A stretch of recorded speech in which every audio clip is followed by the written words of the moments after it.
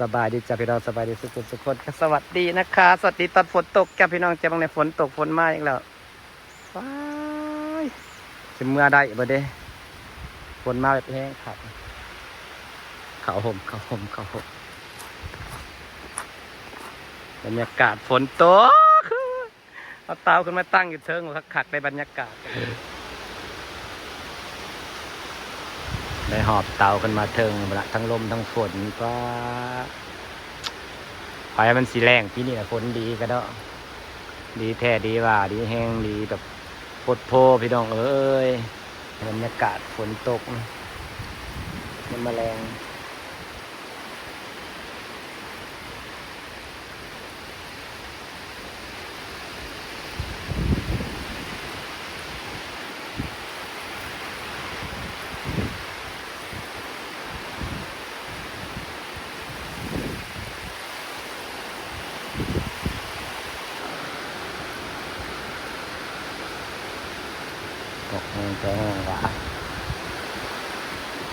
บ่าววงเมื่อบ้านมาได้แล้วฝนตกห่ำเพิ่นเรียกเมื่อ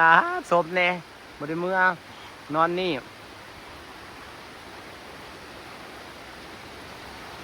ฝนมาอยากให้บ่าววงเมื่อผมปบไปอยู่เฮือนหลังใหญ่แล้วพุ่นสัญญาณฝน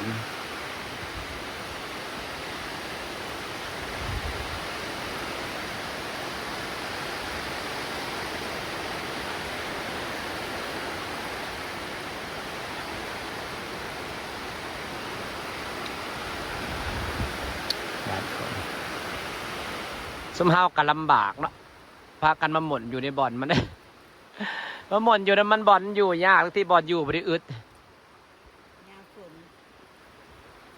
เฮามันก็ได้ฟิวเด้อยู่เพียงแต่วิวจริงนะพาบุมุดคนคือพาบุคนยังแดดอยู่นั่นไงแม่นฮะกะหาโมงมันตกจากมุมว่าจะเป็น6 โมงครึ่งตอนนี้ยังหาโมงหากจะคือกลางคืนแล้วตอนนี้นะพี่น้องเริ่มมืดเลยข้าดอกอยู่ข้างกองไฟอุ่นอยู่ดอกเธอนะ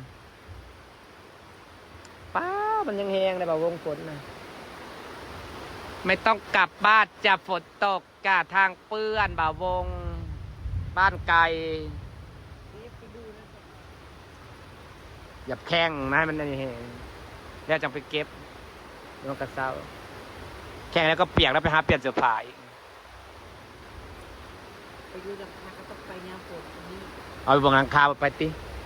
โอ้ครับมันหัวมันก็เป็นห้อยด่างแล้วเลยเฮ้ยหัวก็เป็นห้อยด่างๆห้อยยังด้วยแหละ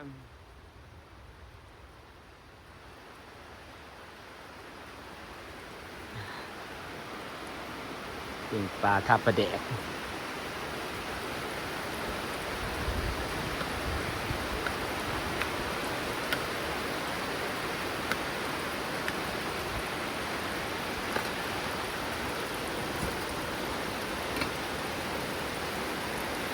เก็บหน่อยก็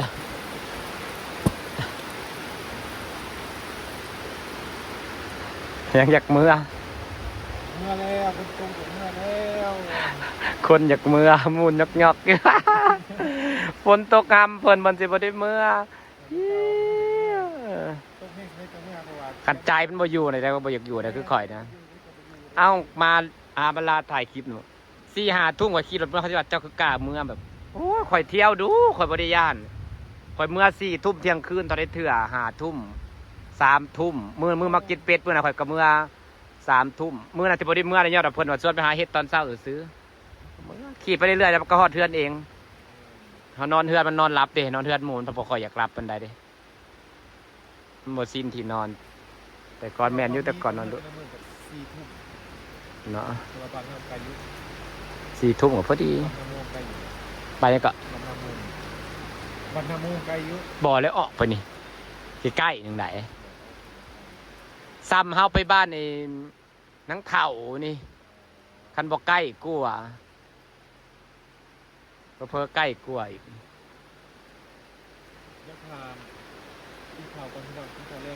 แมนทำเมื่อพร้อมกันก็กระซิบเมื่อพร้อมกันกับเจ้าเลย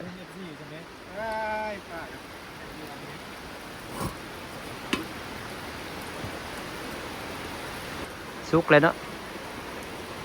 โอเคมาดิสุกสับ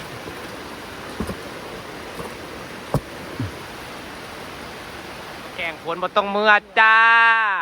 ตกก็มีตกนานแน่นอนจ้า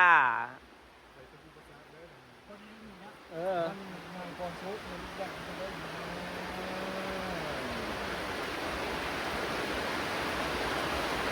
จักข่อยจักเจ้าเลยสิบริเมื่อได้บ่วงเอ้ยสิบรินอนกองกันอยู่นี่บรรยากาศเป็นตะนอนแท้นี่ตกแบบตกนิ่มแห้งตกแบบเป็นตาแบบว่า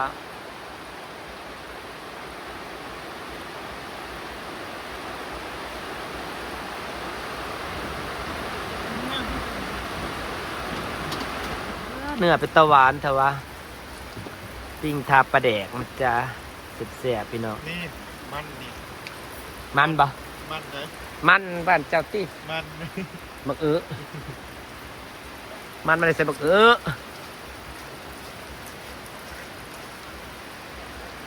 มันบ่ มัน หมาก มันได้พี่น้องนี่มัน หมากหมากมันไม่ได้ใส่หมากมันทั้งวันครับ อืม ทั้งวัน เนาะเป็นตาดินเป็นตาแสบตาหวานของมันได้ซิม มันจะก้อยที่เสร็จ ตากฝนเก็บอหยังแล้วทางพูนตะเก็บมะเขือมาต่ำมันเลยบักนะเฮ้ย มัน หมาก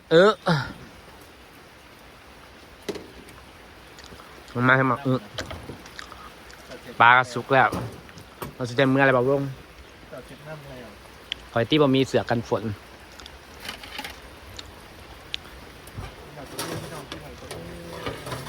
แต่ฉันไม่มีเสื้อกันฝน เรียนมือจะมาไม่ จะมีเทกันบนบ่บ่ นี่เลยเนาะ วงน้ำมีเราพกเต็งมาเต็งกลับมาเราเต็งบริมีแต่นะซื้อห่านอีดาไว้ห่านดามีเสือกันฝนห่านข้าอยู่บ้านบ่มีเสือกันฝนเบิ่งพร้อมกินแล้วจ้าพี่น้องจ้ากับข้าวมือนี่สีมืออำมาลาย่างอีกเสือมันคือติดแต่ว่า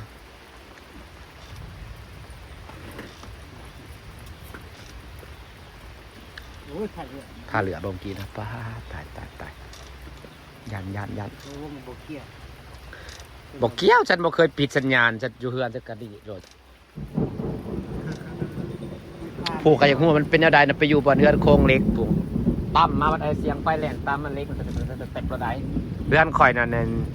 คันผ้าแต่งแห้งนั่นเซฟตี้ตัดได้ทั้งทีนะแตกแบบแตกแห้งเลยมันกระทบเลยมันเป็นเล็กมันล่อไฟอยู่แล้วเนาะ